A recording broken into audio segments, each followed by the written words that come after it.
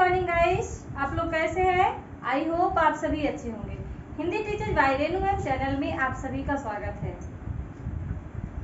दिशा दिखाने वाला यदि सही मिल जाए तो, दिशा दिखाने वाला यदि सही मिल जाए तो दीपक का प्रकाश भी सूर्य के जैसा काम करता है।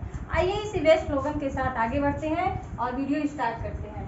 मैंने आपको हिंदी व्याकरण पढ़ाया। हिंदी व्याकरण मैंने इसके फर्स्ट पार्ट में पढ़ाया आपको व्यंजनों का वर्गीकरण। 5 पार्ट में अगर आप व्यंजनों का वर्गीकरण देखना चाहते हैं तो आप उस पार्ट में जाके उसे समझ सकते हैं। ठीक है, आज मैं आपको पार्ट 6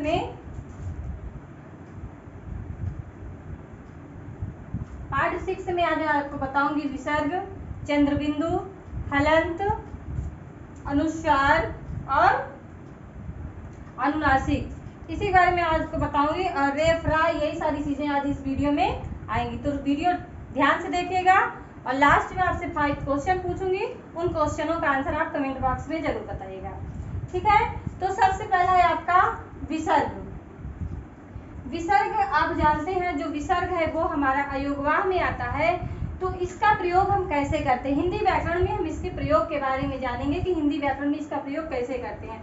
तो विसर्ग का प्रयोग प्रायः स्वर के अंत में लगता है और इसका उच्चारण हा के रूप में होता है। जैसे इसका प्रयोग अधिकतर संस्कृत में होता है, लेकिन हिंदी में भी इसका प्रयोग देखा जाता है।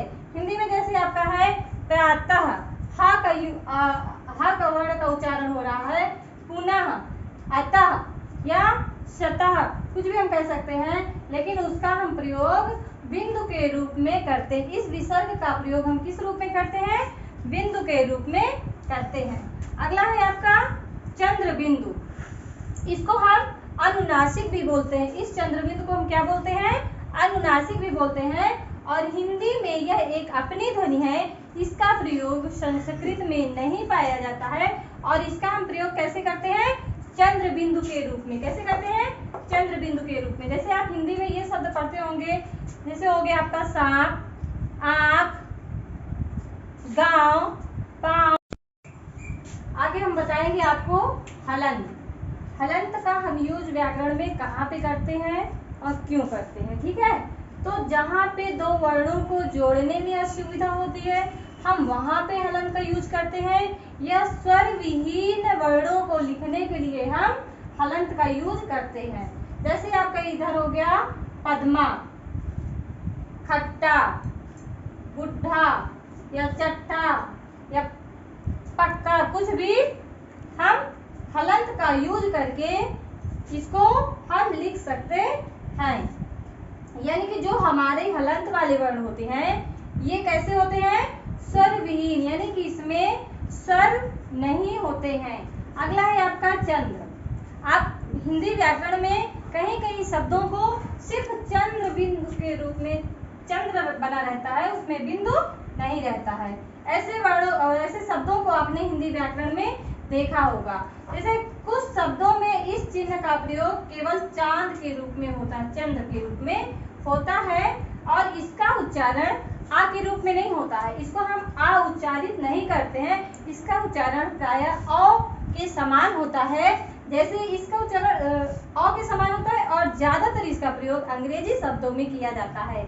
जैसे आपका हो गया कॉलेज, कॉलेज, नॉलेज, ऑफिस, जैसे आपका हो गया ऑफिस, डॉक्टर। तो ये आपके सभी अंग्रेजी के शब्द हैं और इसमें इसका चंद्र का यूज हुआ है। आगे हम आप लोगों को बताएंगे रेफ के बारे में, यानी कि जो रेफ रा होता है, रा का चिन्ह होता है, जो हम व्यंजन के ऊपर लगाते हैं, उसे क्यों यूज करते हैं और कैसे यूज करते हैं हिंदी व्याकरण में। ठीक है, तो रा का चिन्ह जब व्यंजन वर्ण के ऊपर लगाया जाता है, किसके ऊपर? व्यंजन वर्ण के ऊपर लगाया जाता है, तो उसे रेफ कहते हैं। जैसे आपने ऐसे शब्द हिंदी में देखे होंगे, गर्म, सर्प, मर्म, गर्भ। तो इस तरह के शब्द आपके शब्दों में क्या यूज हुआ है? रेफ का यूज हुआ है। आगे आपका अनुस्वार। तो अनुस्वार का प्रयोग बिंदु के रूप में होता है। किसके रूप में होता है? बिंदु के रूप में होता है।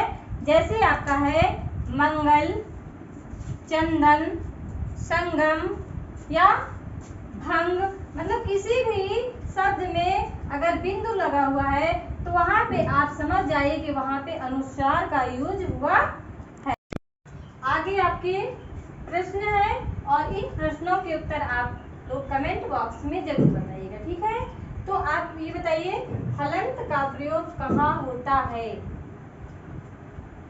क्वेश्चन नंबर 2 है, विसर्ग का प्रयोग अधिकतर किस भाषा में किया जाता है? और तीसरा क्वेश्चन है आपका, रेफ का प्रयोग कैसे किया जाता है? अगला क्वेश्चन है आपका, चंद्र का प्रयोग किस रूप में होता है? और चंद्र बिंदु का प्रयोग कैसे किया जाता है या अनुनासिक का प्रयोग कैसे किया जाता है? तो आपको वीडियो पसंद आया हो तो लाइक शेयर सब्सक्राइब जरूर करिए और बेल आइकन जरूर दबाइए, जिससे मेरे वीडियो की नोटिफिकेशन आप तक सबसे पहले पहुंचे।